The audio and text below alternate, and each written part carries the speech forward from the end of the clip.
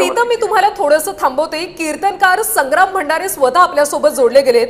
भंडारेजी, तुम्ही अशा पद्धतीने कृत्य केले, विकास लवांडे यांच्यावर शाई फेक केली, स्वतःला तुम्ही कीर्तनकार म्हणवता आणि असं कृत्य करता.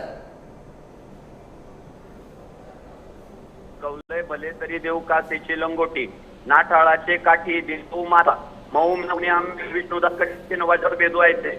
हा लवांडे गेल्या अनेक दिवसांपासून आमचे जे गुरुवर्य आहे, जे आम्हाला माता पित्या सांभाळले, ज्यांनी आयुष्यभर विवाह नाही केले, संपूर्ण आयुष्य त्यांनी हिंदू धर्माला समर्पित केलं आणि आयुष्याच्या ह्या टप्प्यावर त्यांच्या वाट्याला काय आलं तर कुणीतरी एक लवांडे त्यांना जाहीर करतो, यांना गावात तुमच्या बोलवू नका म्हणतो, हे थंड विचारपत्र होतं असं म्हणतो.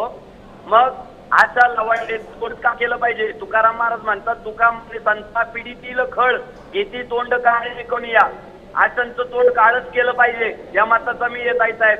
मी उलट खेद व्यक्त करतो की त्याने विधान करून जवळजवळ 20-25 दिवस झाले, मला उशीर झाला त्याचं तोंड काळ करायला, त्याबद्दल मी खेद व्यक्त करतो. भंडारीजी, तुम्ही म्हणता मी सामाजिक प्रबोधन करतो, तुकारामांच्या सगळ्या ओवी वगैरे सांगता, तुम्ही स्वतःला कीर्तनकार म्हणवता आणि अशा पद्धतीने शाई फेक करता. तुमच्याकडे दुसरे पर्याय होते, तुम्ही पोलिसात तक्रार करू शकला असता. ही कोणती पद्धत आहे? साहेब, त्याच्यावर भरपूर गुन्हे दाखल केले, त्याच्यात बदल होत नाहीये. त्याच्यावर आम्ही जे प्रक्रिया करायच्या त्या कायदेशीर त्या सगळ्या केल्या आणि आज आम्ही त्याला हे काळं भासण्यामागचं कारण आहे की त्याने आम्हाला काय भिडायचंय ना आमच्यासारख्या पोरा सोरांना काय भिडायचं तेवढं भिडावं, पण आमच्या गुरुवर्यांना त्याने यात वाढायला नव्हतं पाहिजे. अहो, निस्पृह भावनेने आयुष्य जगले हो. अहो, गायींचं संगोपन केलं, लोकांना परमार्थाला लावलं, समाजातला जातीयवाद संपवला, सामान्य जगण्यापासून आध्यात्मिक जीवनांत सगळे धडे दिले हो या लोकांनी. समाज घडवला राव. आणि हा कोण लवांडे आदवा तद्वा बोलतोय? अहो, जातीयवाद संपवला. आम्ही सगळे हिंदू धर्माच्या नावाने एकत्रित येतोय ना, ते त्याला पावत नाहीये.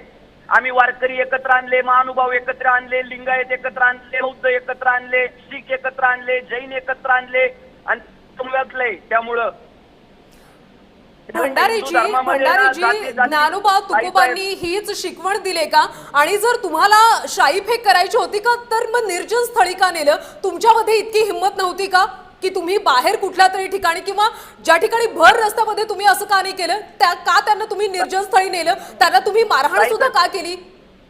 साहेब, ते निर्जन स्थळ आहे, तो अत्यंत लौकिक समाजातला आहे आणि त्याला मारहाण केली तो खोटारडा माणूस आहे. आम्ही फक्त त्याच्यावर शाई टाकली आणि तो व्हिडिओ सुद्धा तुमच्यापर्यंत पोहोचलाय, महाराष्ट्रात पोहोचलाय. तुम्ही याआधी तुमच्यावर लवांडेंनी आधी जे जे आरोप केले होते, तुम्ही एक तरी तक्रार दाखल केली आहे का पोलिसात? अहो ताई, हजारो तक्रारी दाखल झाल्या महाराष्ट्रभर त्याच्यावर, तुम्ही माहिती घ्या. त्याच्या तुम्ही स्वतः तक्रार दाखल केली आहे का? लवांडेंवर इतर कुणी केली तो प्रश्न नाहीये, तुम्ही स्वतः तक्रार दाखल केली आहे का?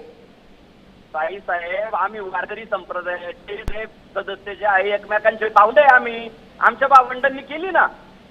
मग तुम्ही स्वतः का नाही केली? तुम्ही वारकरी संप्रदाय स्वतःला म्हणवता, अशी सगळी कृत्य करता, शाई फेक करता, मग तुम्ही हिंमत दाखवून स्वतः पोलीस स्थानकात जाऊन तक्रार का केली नाही भंडारीजी?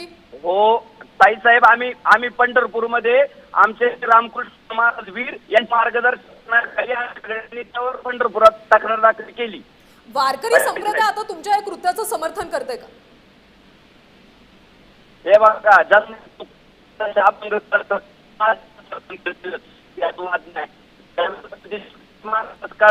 माझं समर्थन करतील. ज्यांना भारतरत्न बाबासाहेब आंबेडकर कळतात ते माझं समर्थन करतील, ज्यांना लोकमान्य टिळक कळतात ते माझं समर्थन करतील. टिळक म्हणाले होते, अन्याय सहन करणाऱ्यापेक्षा अन्याय सहन करणारा जास्त गुन्हेगार आहे. शिवरायांनी साधू संतांचा सन्मान केला. भारतरत्न डॉक्टर बाबासाहेब आंबेडकर बघून आता लोकांनी काय आदर्श घ्यावा हाच प्रश्न आहे. खरं तर तुम्ही स्वतःला कीर्तनकार म्हणवता, अनेक ठिकाणी कीर्तन करत असता, त्यातून तुम्ही काय सामाजिक प्रबोधन करणार हाच प्रश्न आता उपस्थित राहतोय. भंडारीजी, धन्यवाद तुम्ही दिलेल्या प्रतिक्रियेबद्दल.